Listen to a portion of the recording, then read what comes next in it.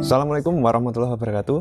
Perkenalkan, nama saya Adi Wibowo dari SMKS Pembangunan Kandangan. Nah, pada video kali ini kita akan mempelajari tentang sistem kelistrikan tambahan atau aksesoris. Nah, tujuan dari pembelajaran kali ini adalah menggali informasi tentang sistem kelistrikan tambahan atau aksesoris. Kemudian mengidentifikasi bagian-bagian sistem kelistrikan tambahan atau aksesoris. Dan yang terakhir, melakukan pemasangan kelistrikan tambahan atau aksesoris pada kendaraan. Nah, apa sih sistem kelistrikan tambahan atau aksesoris? Ada yang tahu? Coba kalau ada yang tahu, masukkan di kolom komentar. Setelah Anda menuliskan tentang kelistrikan tambahan atau aksesoris tadi, nah, sekarang contoh-contoh dari kelistrikan tambahan atau aksesoris. Nah, contoh pertama itu ada fog lamp. Nah, seperti apa sih bentuknya fog lamp? Nah, bisa diamati di sekitar saya, sebelah kiri saya ini ada fog lamp, di bawah lampu kepala. Kemudian di sebelah kanan saya itu juga ada yang berwarna kemerah-merahan. Itu adalah salah satu contoh dari fog lamp. Kemudian contoh lain dari aksesoris itu ada audio. Nah, semua pasti sudah pada tahu ya tentang audio. Nah, kemudian contoh lain ada power window, ada central lock, ada AC, dan semua kelistrikan yang tidak pokok pada suatu kendaraan itu namanya adalah aksesoris. Nah, baik, sekarang kita masuk ke pokok bahasan pertama, yaitu fog lamp. Ya. Mengapa kendaraan butuh fog lamp? Coba tulis di kolom komentar di bawah itu. Ya, alasan kendaraan butuh fog lamp atau lampu kabut itu adalah untuk membantu visibilitas dari seorang pengendara. Atau ketika berkendara pada kondisi berkabut, hujan, yang memungkinkan jarak pandang berkurang, itu kita butuh yang namanya fog lamp. Ya. Setelah mengetahui alasan kita butuh fog lamp, ya, tentu saja langkah berikutnya kita bisa melakukan pemasangan pada fog lamp. Sebelum mengetahui cara pemasangan pada fog lamp, ya, yang pertama Anda harus menyiapkan alat tulis. Untuk apa? Nah, tentu saja untuk mencatat apa yang saya sampaikan pada video ini. Baiklah, untuk alat yang dibutuhkan, ya, yang pertama adalah kunci, ya, kemudian ada obeng, solasi, dan alat penyambung kabel. Kemudian bahannya apa saja? Tentu saja ada fog lamp, ada saklar. Nah, itu. Nah, baiklah.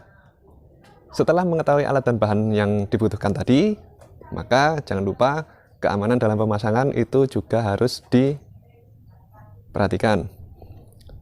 Nah, untuk langkah-langkah pemasangannya, silahkan Anda diskusikan dengan kelompok Anda, ya. Nanti bentuk kelompok 5-6 anak, kemudian susun langkah-langkah cara pemasangannya.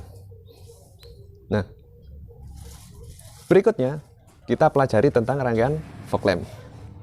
Rangkaian lampu kabut itu ada dua, menggunakan saklar sendiri dan yang menggunakan saklar yang terikut dengan lampu kota. Nah, untuk yang pertama menggunakan saklar sendiri. Nah, kita ikuti saja. Yang pertama, ambil tegangan dari, ya, 15. Ini ya. Kemudian masuk ke 30, maaf. Kemudian ini dihubungkan ke relay ke 86. 85 nanti kita pasang ke massa. Kemudian 30 ini, ya, kita masukkan ke sekring.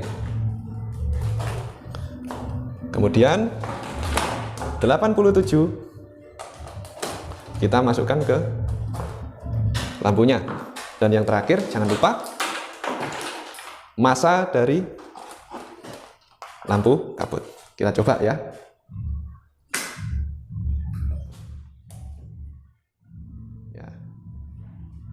Nyala ya.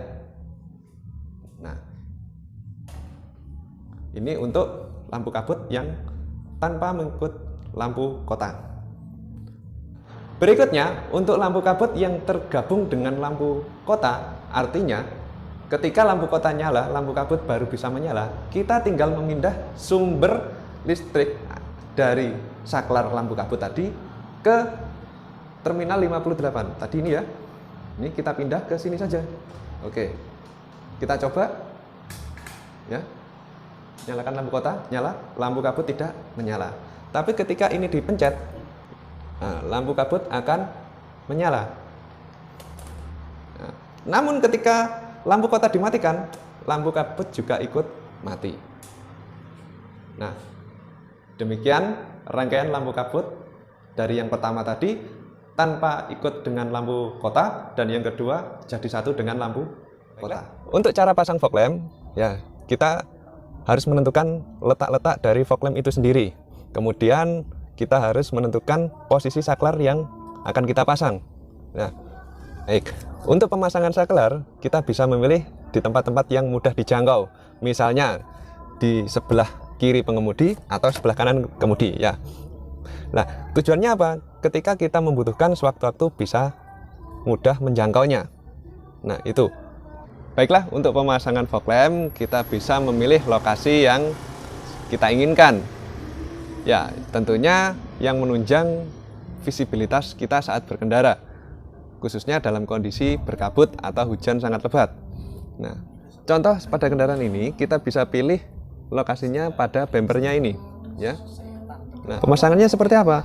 Nah, pada pemasangan yang di bemper seperti ini, ya, ini sangat mudah. Kita tinggal memasang dudukannya pada bemper atau lubang-lubang yang sudah ada pada bemper. Nah, namun pada grill ini pemasangannya kita harus dari dalam, ya. Nah, atau kita lepas dulu ya grillnya, kemudian kita pasang fog lampnya. Nah, namun itu sangat berisiko.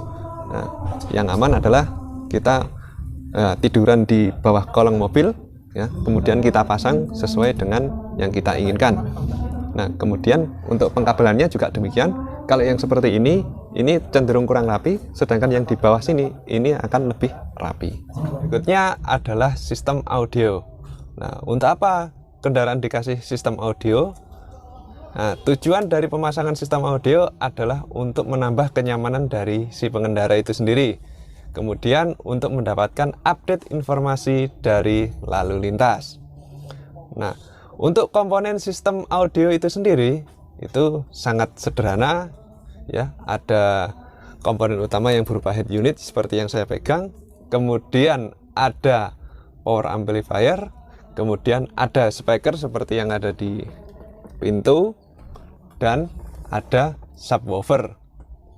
Nah, dalam pemasangan sistem audio, ya, alat yang diperlukan, ya, selain cutter, itu kita juga butuh alat satu perangkat alat sambung, gunanya untuk menyambung kabel-kabel nanti.